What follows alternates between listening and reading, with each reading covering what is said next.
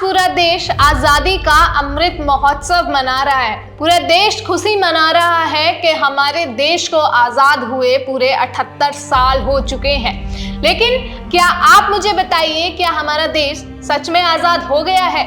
आजाद हो गया है उन्हीं कुरीतियों से, आजाद हो गया है करप्शन से, आजाद हो गया है बुराइयों से, आजाद हो गया है क्राइम से, और सबसे बड़ी बात, आजाद हो गया है वुमेन्स की सेफ्टी से, यानी जो महिलाओं के साथ रेप होते हैं उससे हमारा देश आजाद हो गया है। आपके पास जवाब नहीं होगा, जवाब मैं आपको देती हूं कि नहीं। 78 साल बाद भी हमारा देश इन सब चीज़ों से आज़ाद नहीं हुआ है। ये सब चीज़ें हमारे देश को आज भी जकड़े हुए हैं। मैं बात कर रही हूँ कलकत्ता में हुए रेप केस की, कि कैसे इस केस ने पूरे देश की नींद उड़ा दी है और पुराने जख्मों को वापस से हरा कर दिया है। कैसे इस केस को निर्भया और प्रियंका रेड्डी जैसे केस से जोड़ा जा रहा है और बताया जा रहा है कि कब तक ये देश में चलता रहेगा। क्या हम सही में आज़ाद हैं? हम आज़ाद तो हो चुके हैं, लेकिन हमारी सोच, हमारी मानसिक स्थिति आज भी कहीं ना कहीं रूढ़ावादी है, जो महिलाओं को आज भी भयभीत करती है। हम आज़ाद हो चुके हैं, लेकिन क्या हमारी सोच आज़ाद है? हम बोलते हैं बेटी बचाओ, बेटी बचा भी दी, बेटी को पढ़ा भी दिया, यहाँ तक कि बेटी को पढ़ा लिखा कर उसके पैरों पे खड़ा भी कर दिया, पर क्या बेटी सेफ है? क्या बेटी ऐसे माहौल में बढ़ पाएगी? क्या कुछ बन पाएगी? और कुछ बन गई तो अपना आप को बचा पाएगी? मैं बात कर रही हूँ कोलकाता में हुए रेप मर्डर केस के बारे में, कि कैसे इस केस ने पूरे देश को झंझोड़ के रख दिया है। ये रेप केस सिर्फ एक रेप केस नहीं, बल्कि cold blooded murder rape case है। इस रेप केस में कई सारे लूप होल्स हैं और आज इसी लूप होल्स के बारे में हम बात करेंगे। आप अपनी बेटियों को, कुछ लोग तो बेटी पैदा करने से डरते हैं। पहले बोलते थे ना बेटी बचाओ, भ्रूण हत्या की जाती थी, लेकिन भ्रूण हत्या कुछ शायद इस वजह से भी होती थी कि अगर हमारी बेटी पैदा हो गई तो उसके साथ कुछ गलत ना हो जाए। शायद इस वजह से कुछ माँ बाप अपनी बेटियों की कोख में ही हत्या कर देते थे। लेकिन अगर आज बेटी पैदा हो गई, आपने उसे स्कूल भेजा, स्कूल भेजने के बाद कॉलेज भेजा, फिर वो जॉब करने गई, इन सब पीरियड के बीच में, चाहे घर में हो, स्कूल में हो, कॉलेज में हो या वर्क प्लेस में हो, इवन बाहर भी खुले में आपकी बेटियां सेफ नहीं है। ये मैं बात सिर्फ एक कलकत्ता मर्डर केस की नहीं कर रही हूँ। आप पूरा डेटा उठाइए। 2019 की अगर हम बात करें तो इंडिया में 32,033 रेप केस रजिस्टर हुए थे और ये संख्या लगातार बढ़ती ही जा रही है, कम नहीं हुई है। तो जब हमारे देश की ये हालत है कि हमारे देश में औरतें, महिलाएं, बेटियां सुरक्षित नहीं है, तो क्या आप अपने घर में अपनी बेटियों को, अपनी बहनों को, अपनी माँ को सुरक्षित सोच सकते हैं? घर में सुरक्षित नहीं है, बाहर सुरक्षित नहीं है, तो बेटियां जाए कहाँ, महिलाएं जाए कहाँ? आप एक बात करते हैं कि इस देश को विकसित देश बनाना है। आधा हिस्सा इस देश का महिलाएं हैं। अगर महिलाएं ही सुरक्षित नहीं होंगी तो ये आधा हिस्सा देश का सुरक्षित नहीं है। आज हम बात करेंगे कलकत्ता का जो ये रेप मर्डर केस हुआ था, इसमें जो डॉक्टर का रेप किया गया। हम इसमें डॉक्टर का नाम तो नहीं लेंगे, विक्टिम का नाम नहीं लेंगे, लेकिन हम इस पूरे वीडियो में उन्हें डॉक्टर ट्रेनी का नाम देंगे। तो इस वीडियो में हम बात करेंगे कि ये आखिर रेप था या गैंग रेप था। ये रेप हुआ क्यों? हमारे देश का लॉ सिस्टम क्या है? हमेशा विक्टिम की ब्लेमिंग की जाती है, विक्टिम को ही ब्लेम किया जाता है, अक्यूज्ड को ब्लेम नहीं किया जाता है। इस पूरे केस में, चाहे इस केस की बात करूं या हर केस की बात करूं, पॉलिटिक्स कहां तक कितना रोल प्ले करती है, और इस केस की तरह, इस डॉक्टर के केस की तरह कब तक ऐसे और केस हमारे देश में होते रहेंगे और इनका सॉल्यूशन क्या है। हमारे देश में बढ़ रहे रेप केसेस के बारे में हम सब जानते हैं कि कैसे ये हमारे समाज के लिए कितनी हानिकारक है। बट क्या आपने कभी सोचा है कि एक लड़की जो पढ़ लिख कर कुछ बन जाए, अपने पैरों पे खड़े हो जाए और एक अपने वर्क स्पेस पे काम करने जाए और तुरंत पता लगे कि उसका रेप हो चुका है, क्या बीतेगी उसके माँ बाप पर, क्या बीतेगी उसके दोस्तों पर, और क्या बीतेगी उन सभी लड़कियों पर जो इस चीज़ के लिए अपने आप को प्रिपेयर करती हैं कि वो बड़े होकर अपने पैरों पर खड़ी होंगी और अपनी फैमिली को सपोर्ट कर सकेंगी।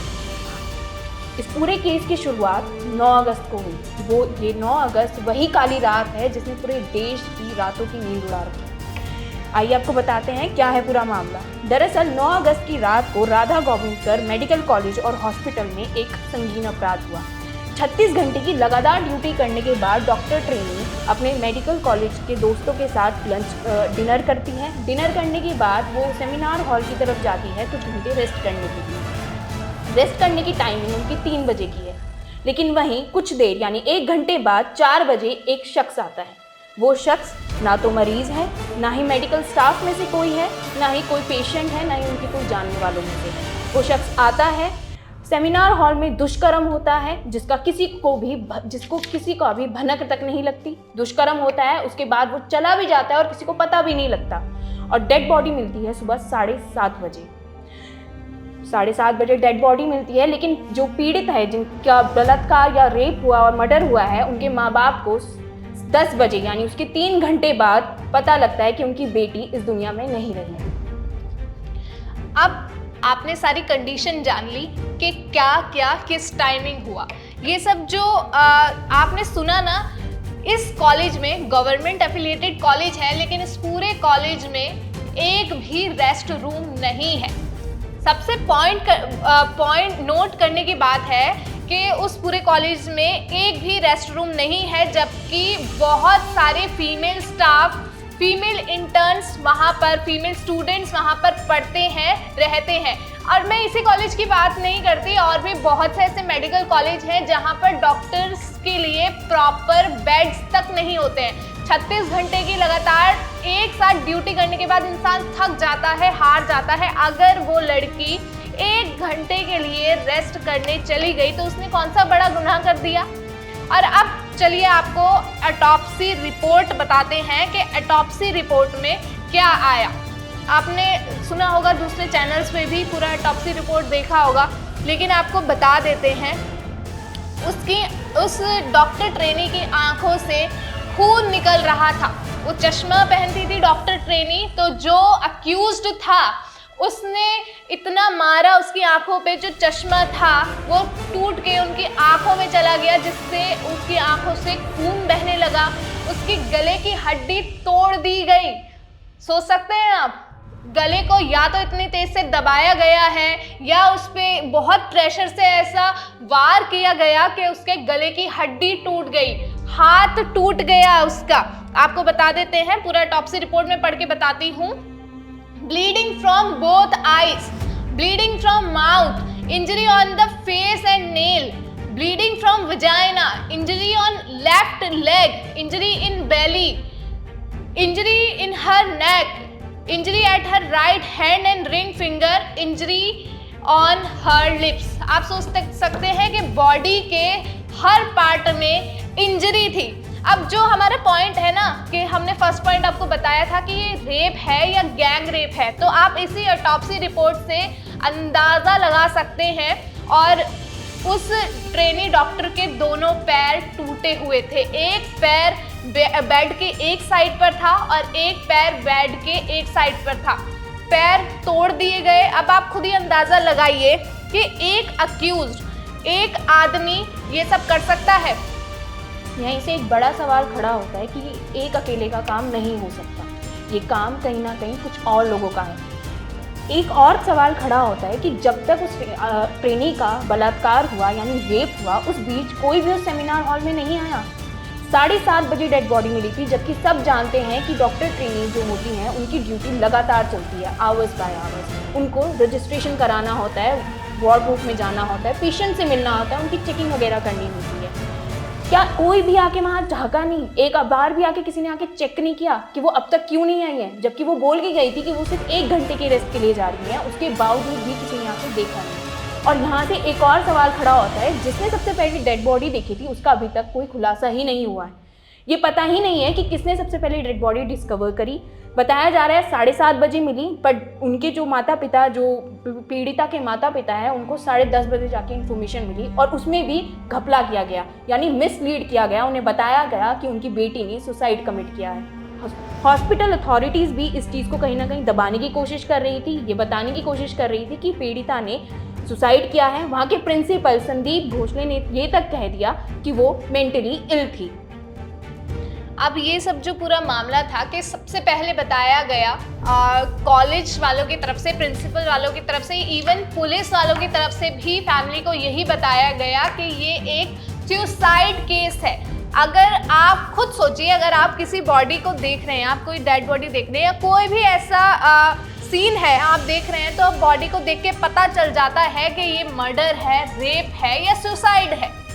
लेकिन फैमिली को बताया गया कि ये सुसाइड है। उसके काफ़ी घंटे बाद, 12 घंटे बाद डेड बॉडी को फैमिली को देखने दिया गया। हमने वीडियो आपको दिखा देते हैं कि कैसे डॉक्टर ट्रेनी की माँ रो रही है, गिड़गिड़ा रही है कि हमें एटलीस्ट बॉडी तो देखने दीजिए। ये पूरा मामला हुआ। उसके काफ़ी टाइम बाद जब प्रोटेस्ट हुआ, लोग सड़कों पे आए, तब जाकर बॉडी दिखाई गई और ये पता चला कि ये रेप सुसाइड केस नहीं, ये रेप केस है। और यहाँ तक इंडिया टुडे की एक रिपोर्ट के अकॉर्डिंगली ये घोषित भी कर दिया गया कि रेप नहीं, गैंग रेप है। क्योंकि ऑटोप्सी रिपोर्ट जो आई है उसमें हमने आपको बताया, उसमें साफ पता चल रहा है कि ये एक इंसान का काम हो ही नहीं सकता है, ये पक्का गैंग रेप ही है। अब ऐसा बताया जा रहा है कि जो ये संजय रॉय जो ये अक्यूज्ड है, इसके बारे में आपको थोड़ा बता देते हैं कि ये कलकत्ता पुलिस में सिविक वॉलंटियर है। सिविक वॉलंटियर का काम होता है कलकत्ता पुलिस के साथ जो सर्विस दी जाती है, और ये अपने आप को पुलिस ऑफिसर ही मानता था। और इसका बैकग्राउंड भी काफ़ी इंटरेस्टिंग है। आपको बता दें कि ये जो संजय रॉय है, 4 बार इसकी शादी हो चुकी थी। 3 बार जो इसकी वाइफ थी वो लगातार ये हिंसा उनके साथ करता था, इस वजह से इनका डाइवोर्स भी हुआ, ये सब अलग हो गए। 4थी बार जो शादी हुई उसमें इसकी वाइफ मर गई थी कैंसर से, बताया गया कि कैंसर से मर गई, लेकिन प्रूफ तो है नहीं कि कैसे मरी है। हो सकता है उसके साथ भी इसने ऐसा किया हो तो वो मर गई हो। लेकिन सबसे बड़ी चौंकाने की बात है, जब इसको क्रिमिनल को, अक्यूज को पकड़ा गया, तब इसने एक बार में ही कबूल कर लिया कि हाँ इसने रेप किया है, रेप कमिट किया है। और तो और आपको बता दें कि इंटरेस्टिंग बात क्या है कि जब ये रेप करके अक्यूज्ड बाहर गया तो ये जाकर चैन की नींद सो गया। और चैन की नींद कहाँ सोया? पुलिस बैरक्स में। तो आप खुद ही अंदाजा लगा सकते हैं कि इसके कनेक्शन कहाँ तक है।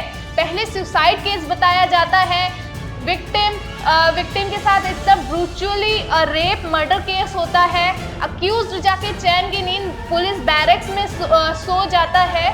और आप बताइए कि क्या आपको लगता है कि ये कोई साजिश है या प्री प्लानिंग करके ये सब किया गया है? क्योंकि अगर ये अक्यूज्ड चैन की नींद जाके सो जा रहा है तो इसका मतलब ये कि हमारा इंडिया का लॉ सिस्टम कितना बेकार है कि अक्यूज्ड को, जो क्रिमिनल है, उसको डर ही नहीं लगता है कि मुझे कोई पकड़ लेगा। यही नहीं, अगर आपको बात बताएं दूसरा एक और कि क्राइम सीन के साथ छेड़खानी करने की भी कोशिश की गई है। बताया जा रहा है जहाँ पर ये इंसिडेंट, जहाँ पर ये क्राइम कमिट किया, उसके 20 मीटर दूर ही वहाँ पे कंस्ट्रक्शन का काम छेड़ दिया गया है। इसकी वीडियो खुद वहाँ के कॉलेज स्टूडेंट्स ने पब्लिश करी है, जिसमें देखा जा रहा है कि पुलिस वाले भी कुछ नहीं कर रहे हैं। इसे साफ साफ पता चल रहा है कि एविडेंस के साथ छेड़छाड़ कर रहे हैं। दूसरा ये कि जो ये संजय रॉय है, ये सिर्फ एक सिविक वॉलंटियर नहीं बल्कि इनके साथ एक और चीज़ है कि बताया जा रहा है इनके पॉलिटिकली ये काफ़ी रिलेटेड है, कई बड़ी पार्टियों से काफ़ी कनेक्शंस हैं इनके। दूसरा आपको बता दें, इनका जो हिस्ट्री है वो काफ़ी क्लियर नहीं है। इनको ऑलरेडी 3 बार इन पर वुमेन सेक्सुअल असॉल्ट के केस चल रहे हैं, जो कि खुद एक सेक्सुअल असॉल्ट केस खुद इस हॉस्पिटल से शुरू हुआ था कि कैसे इन्होंने एक पेशेंट की, जो महिला पेशेंट थी, उनका नंबर चुराकर उनको 3 महीने तक लगातार परेशान कर रहा था, जो कि लाल बाज़ार में रजिस्टर भी है, लाल बाज़ार पुलिस स्टेशन में रजिस्टर भी है। पर सवाल ये उठता है कि क्यों मेडिकल हॉस्पिटल इन सब चीज़ों को छुपाने की कोशिश कर रहा है, क्यों वहाँ की पुलिस भी इन सब चीज़ों को छुपाने की कोशिश कर रही है। दूसरा सवाल बनता है कि कैमरा फुटेज मिसिंग है, सिर्फ एक कैमरा फुटेज थी जिसमें सिर्फ ये अंदर आता हुआ दिखा और बाहर जाता हुआ दिखा। अब आप मुझे बताइए कि सुबह 4 बजे कोई बंदा जिसका ना तो कोई काम है, वो कैसे एक हॉस्पिटल के अंदर आता है, अपना काम करता है, रेप करता है, शराब के नशे में वो भी, और चुपचाप चला जाता है बिना किसी को खबर। इससे कहीं ना कहीं हॉस्पिटल की सिक्योरिटी के ऊपर भी उंगलियां उठ रही है। बताया जा रहा है कि शायद सिक्योरिटीज़ में भी कोई मिला हुआ है। अब बात करते हैं इनके एविडेंस की।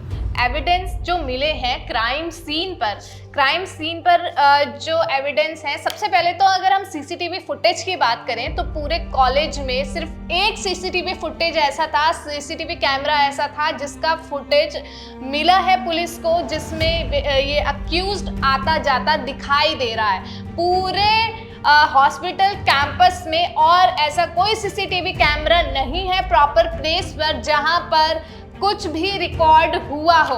तो सबसे बड़ी गलती तो ये ही है कि आपके पास प्रॉपर सिक्योरिटी नहीं है, सिक्योरिटी ऑफिसर भी वहाँ पर नहीं थे, सीसीटीवी कैमरा भी नहीं थे। तो ये सबसे बड़ी नेग्लिजेंस है कि आप इतना बड़ा आपका हॉस्पिटल है और वहाँ पर आप इतनी बड़ी नेग्लिजेंस कर रहे हैं। दूसरा, ब्लूटूथ डिवाइस वहाँ पर मिला है क्राइम सीन पे, और जब ब्लूटूथ डिवाइस पुलिस ने देखा तो सभी सस्पेक्टेड के फ़ोन्स को कनेक्ट करके देखा गया। तब जब संजय रॉय का फ़ोन चेक किया गया तो Bluetooth device immediately Sanjay Roy के फ़ोन से कनेक्ट हो गया और संजय रॉय के जूतों पर खून लगा हुआ मिला। तो इन्हीं सब्सटेंशियल एविडेंस के वजह से संजय रॉय को गिरफ्तार कर लिया गया।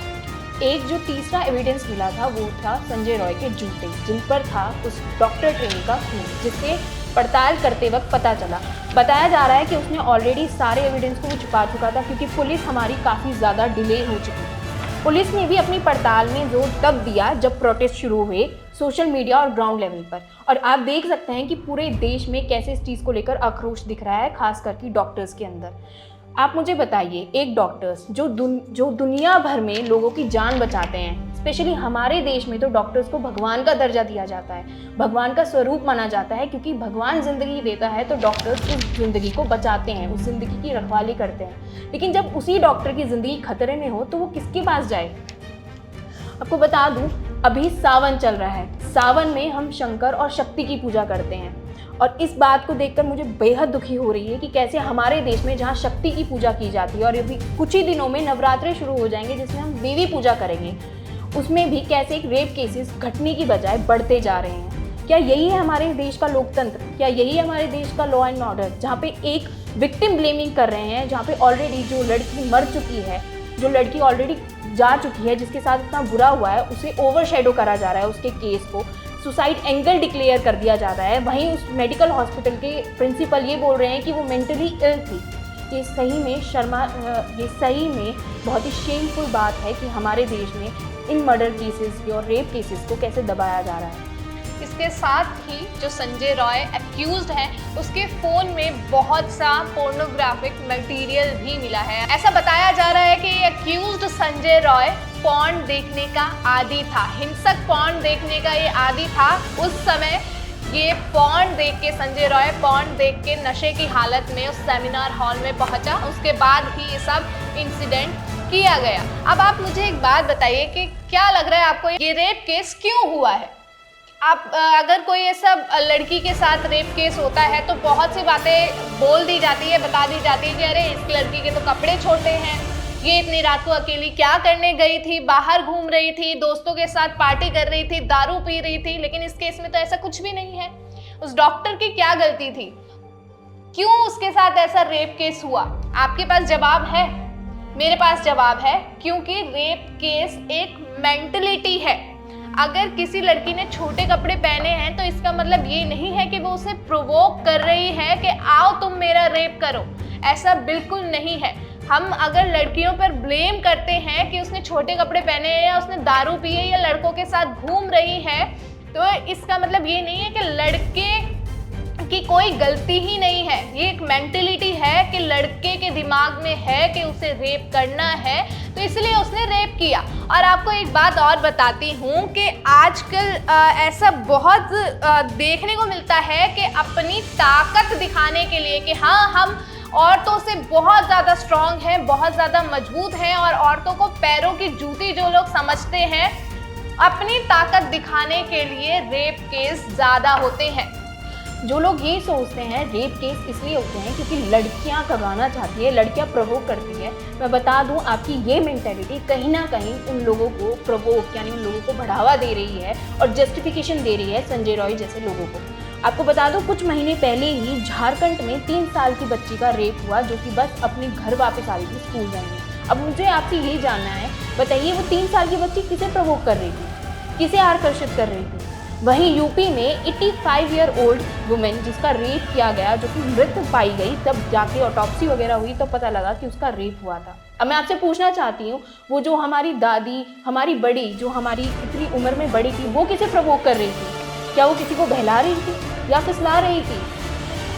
हमारा ये बोलना कि लड़की की गलती है या विक्टिम ब्लेमिंग करना कहीं ना कहीं उन लोगों को बढ़ावा देता है, उन लोगों को जस्टिफाई करता है कि वो जो काम कर रहे हैं वो सही है।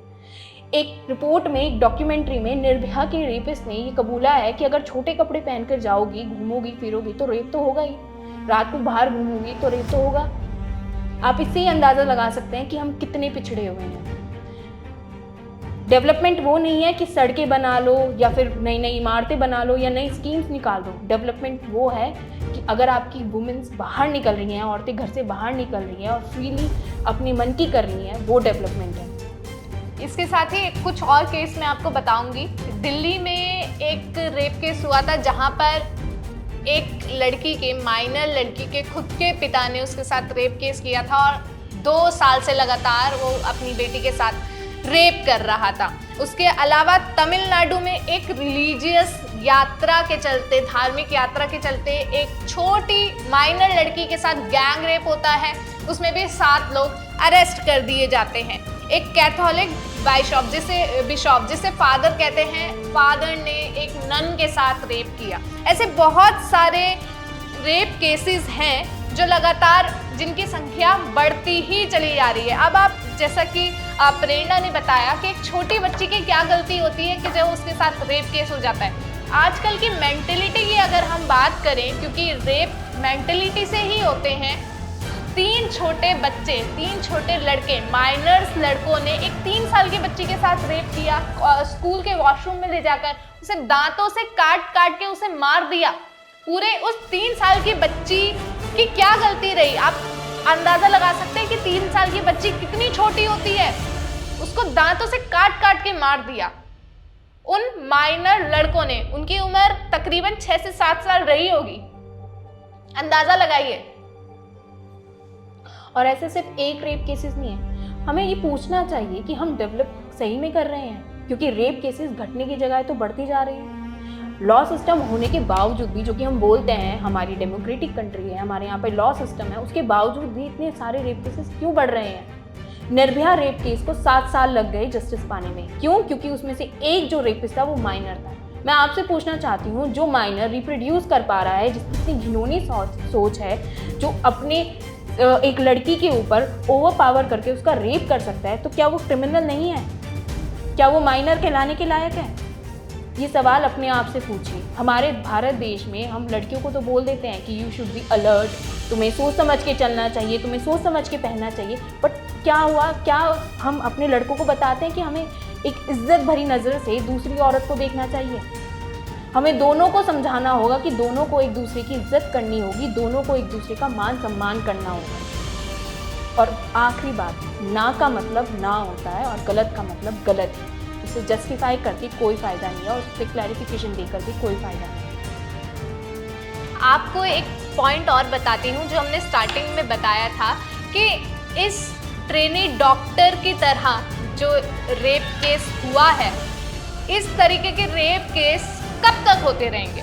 तो इसका जवाब आप खुद भी हमें कमेंट सेक्शन में दीजिए और इसका एक जवाब मैं भी आपको देती हूँ। जब तक हमारा लॉ सिस्टम मजबूत नहीं होगा, जब तक इन रेपिस्ट के दिलों में डर नहीं होगा कि हम कुछ गलत करेंगे, हम रेप करेंगे, हम लड़कियों की डिसरिस्पेक्ट करेंगे, उन्हें मॉलेस्ट करेंगे, उनको असॉल्ट करेंगे और हमें सजा होगी, तब तक ये रेप केस बंद नहीं होंगे। तब तक ये रेप केस हमारे देश में होते ही रहेंगे। जब तक इन रेपिस्ट को चाहे गवर्नमेंट का संरक्षण मिलता रहे, चाहे बड़े लोगों का संरक्षण मिलता रहे, चाहे शासन प्रशासन पुलिस का संरक्षण मिलता रहे तब तक ये रेप केस होते ही रहेंगे। और पॉलिटिक्स की अगर हम बात करें तो ममता बनर्जी की सरकार वेस्ट बंगाल में है। ऐसा बहुत पहले कहा जाता था कि वेस्ट बंगाल सबसे सेफेस्ट स्टेट है महिलाओं के लिए, ऐसा बहुत पहले होता था। तो इसके लिए ममता बनर्जी की सरकार भी उतनी ही गुनहगार है, क्योंकि ममता बनर्जी ने ऐसा कहा इस पूरे केस को हाईलाइट होने के बाद कि अगर संडे तक यानी 18 अगस्त तक अगर इस केस को पुलिस ने सॉल्व नहीं किया तो इसकी जांच सीबीआई को सौंप दी जाएगी। लेकिन ममता बनर्जी का ऐसी उम्मीद हाई कोर्ट ने चलने नहीं दी और कलकत्ता हाई कोर्ट ने ये पूरी जांच, इस पूरी केस की जांच सीबीआई को सौंप दी है। तो अब इस पूरी केस की जांच सीबीआई को सौंप दी गई है। और एक चीज और, आप सोच रहे होंगे कि वहां के लोगों को और डॉक्टर्स को पुलिस पर विश्वास क्यों नहीं था कि पुलिस इस पूरे केस की निष्पक्ष जांच करेगी, क्योंकि संजय रॉय के कनेक्शन पुलिस के हाई कमान तक हैं और पॉलिटिकल सपोर्ट भी ऐसा बताया जा रहा है कि संजय रॉय को पॉलिटिकल सपोर्ट भी है, तभी इस केस को पहले ही दबाने की कोशिश की जा रही थी। ये रेप केसेस तब तक नहीं बंद होंगे जब तक हम अपनी सोच नहीं बदलेंगे। हमें अपनी सोच बदलनी होगी, तभी हमारा देश बदलेगा और तभी हमारे आसपास का इन्वायरमेंट भी बदलेगा। संजय रॉय जैसे जो कि अभी केस बताए, वो सारे अपराधी ऐसे ही इन्वायरमेंट से निकलते हैं जहाँ पे उन्हें जस्टिफिकेशन मिल जाता है, अच्छा खासा क्लैरिफिकेशन मिल जाता है। हमारी सोसाइटी शुरुआत से ही वुमेन्स को लेकर विक्टिम ब्लेमिंग करती है, यानी वुमेन्स को ही ब्लेम करती है अगर उनके साथ कोई भी क्राइम हुआ हो। ये मैं लड़कियों से बोलना चाहूँगी, आपने भी एक्सपीरियंस करा होगा कि कई बार अगर आप जाती होंगी तो कोई ना कोई आपको टोकता होगा कि ऐसा क्यों कर रही हो, ये क्यों पहना है, ऐसा मेकअप क्यों किया है, ऐसे बाल क्यों किए हैं। इन रोक टोक से ही कहीं ना कहीं हम इन चीज़ों को बढ़ावा देते हैं। अपनी सोच बदलिए ताकि ये देश बदले और ताकि औरतें सेफ हों। अब बात करते हैं कि इन रेप केसेस से छुटकारा पाने के सॉल्यूशंस क्या हो सकते हैं। तो सरकार के पास आप बाद में जाइएगा, पहले आप खुद क्या कर सकते हैं वो आप सोचिए, आपको बता देते हैं। एक ऑप्शन ये है कि जैसे एक ईडी यूनिट है, वैसे ही एक वुमेन्स के लिए सेफ्टी यूनिट अलग बनाई जानी चाहिए, जहां पर ऐसे सीरियस और हीनियस क्राइम्स अगर वुमेन्स के साथ हो रहे हैं तो उसकी एक अलग यूनिट हो, वहीं पर वो केस रजिस्टर हो और जो उनकी इन्वेस्टिगेशन है वो उसी यूनिट के द्वारा की जाए। क्योंकि आप और हम सिर्फ 2 दिन ही आउटरीच करेंगे ऐसे केसेस को, ऐसे टॉपिक्स को, फिर हम भूल जाएंगे, कुछ नया होगा तो हम भूल जाएंगे।